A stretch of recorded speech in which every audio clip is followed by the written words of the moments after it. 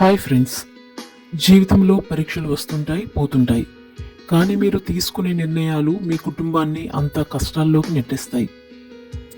ఈ మధ్యకాలంలో పరీక్షల్లో తప్పితే సూసైడ్ చేసుకోవాలనే ఆలోచన చాలా మందిలో కనిపిస్తుంది. అది కేవలం పరీక్షలు మాత్రమే జీవితాన్ని నిర్ణయించే మార్కులు కావు. అసలు జీవితానికి మార్కులు కొలమానమే కాదు. ఎందుకంటే పరీక్షల్లో ఫెయిల్ అయ్యి జీవితంలో సక్సెస్ అయిన వారు చాలామంది ఉన్నారు. గొప్ప వారు అంతా ఏదో ఒక రోజు పరీక్షల్లో ఫెయిల్ అయిన వారే. ఫెయిల్ అవ్వడం అంటే జీవితంలో కాదు, పరీక్షల్లోనే. చాలామంది విద్యార్థులు ఈ విషయంలో ఒత్తిడితో ఉంటారు. అయ్యో, పరీక్షల్లో తక్కువ మార్కులు వచ్చాయి, ఫెయిల్ అయ్యాను అని ఏవేవో ఆలోచనలు చేస్తూ ఉంటారు. కానీ పరీక్షల్లో తప్పితే ఏం కాదు. అసలు నిజానికి పరీక్షల్లో తప్పిన వారికే జీవితంలో ఏం చేయాలనే కసి పెరుగుతుంది. అది చాలా చిన్న విషయం. దానికోసం జీవితాన్ని నాశనం చేసుకోవద్దు. ఎందుకంటే మీ అమ్మా నాన్నలకు మీరు ఒక్కరే. మిమ్మల్ని ఎంతో కష్టపడి చదివించి ఉంటారు.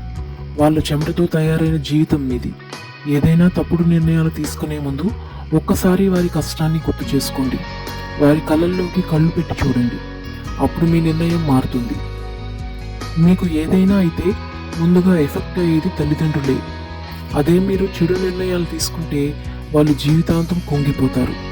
మానసికంగా, శారీరకంగానూ ఇబ్బందులు ఎదుర్కొంటారు.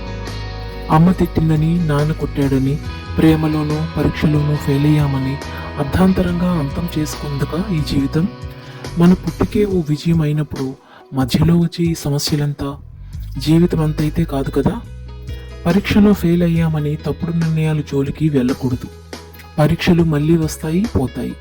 కానీ నీలాంటి కొడుకు లేదా కూతురును నిన్ను కన్న తల్లిదండ్రులకు ఎవ్వరూ తెచ్చి ఇవ్వలేరు. ఒక్కసారి ఆలోచించండి. అందుకే పరీక్షల్లో ఫెయిల్ అయితే మళ్ళీ రాసుకోవచ్చు, ఏం కాదు. కాస్త కష్టపడాలి అంతే. జీవితంలో చూడాల్సిన విజయాలు చాలా ఉంటాయి. వాటి కోసం ప్రణాళికలు వేసుకోండి. చదువుకుంటే మంచి జీవితం దొరుకుతుంది. అయితే చదువు లేకపోయినా జీవితం ఉంటుంది. ఏదో ఒక పని చేసి బతకొచ్చు. కానీ జీవితాన్ని ముగిస్తే మాత్రం మీ అంత మూర్ఖులు ఉండరు. జీవితం అనే ప్రయాణంలో కష్టాలు కామన్. ఒడ్డుకు చేరే వరకు ప్రయాణం ఆపకూడదు. ఆపితే కింద పడిపోతావు. మళ్ళీ తిరిగి లేవాలన్నా లేవలేం. మనిషి పుట్టికే ఓ వరం. అలాంటి వరాన్ని సరిగా వాడుకోవాలి. తప్పుడు నిర్ణయాలతో ముగించకూడదు. ఏదో ఒక రోజు మీరు గొప్ప స్థాయికి వెళ్తారు. దానికి మీ ఆలోచనలే పెట్టుబడి. పరీక్షల్లో ఫెయిల్ అయినా, తక్కువ మార్కులు వచ్చినా ఏం పర్లేదు, మళ్ళీ రాసుకోవచ్చు. కానీ మీ జీవితం అనే పుస్తకంపై ఎల్లప్పుడూ సంతకం మీదే ఉండాలి. ఇతరులు చేయలేరు. పరీక్షల ఫలితాలు వచ్చిన తర్వాత కూడా చాలామంది నెక్స్ట్ ఏంటి అనే ఆలోచనలతో సతమతం అవుతారు.